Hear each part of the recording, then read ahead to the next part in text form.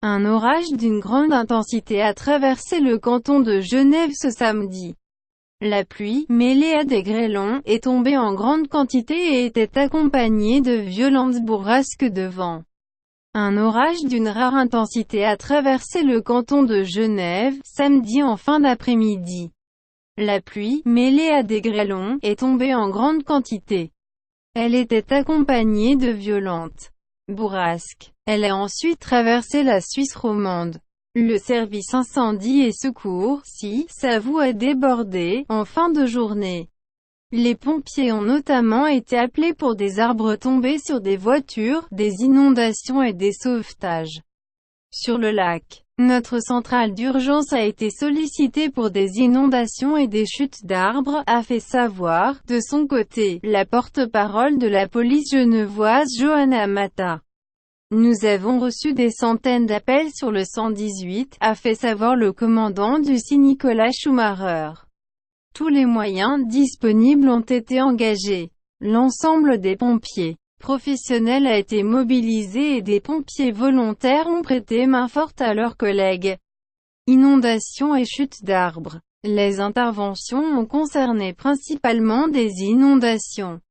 Cages d'ascenseurs, garages ont été noyés sous le déluge. Pompiers ont aussi dégagé des arbres déracinés par le vent. Ils sont également intervenus sur le lac. Les opérations de déblaiement et de pompage vont durer toute la nuit, a précisé M. Schumacher. Le musée d'art et d'histoire de Genève a indiqué en soirée qu'il sera fermé dimanche, ayant subi des infiltrations d'eau nécessitant des contrôles techniques immédiats visant à la sécurité des œuvres. Aucun objet exposé n'a subi de dommages, précise le musée dans un communiqué. En Haute-Savoie voisine, à Taninges, une touriste allemande de 51 ans a péri. Elle a été écrasée par la chute d'un arbre sur son camping-car, déraciné vers 17 h par l'orage. Suisse romande arrosée. Le front orageux a traversé ensuite l'Arc lémanique, les cantons de Fribourg, de Neuchâtel et de Berne.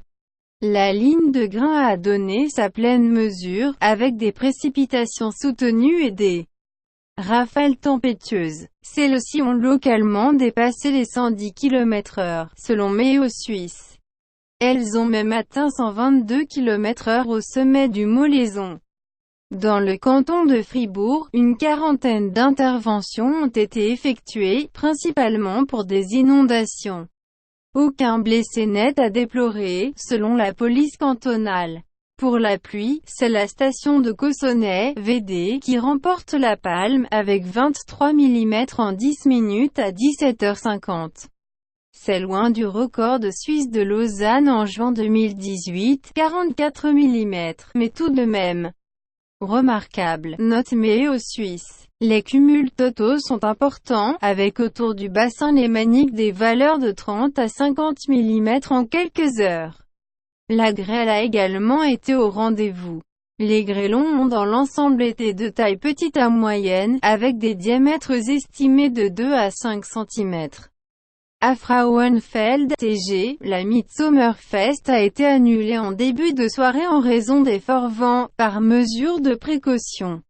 L'évacuation du site de fait s'est déroulée sans accroc, ont indiqué les organisateurs dans un communiqué. Des rafales à 80 km/h ont été mesurées sur la région.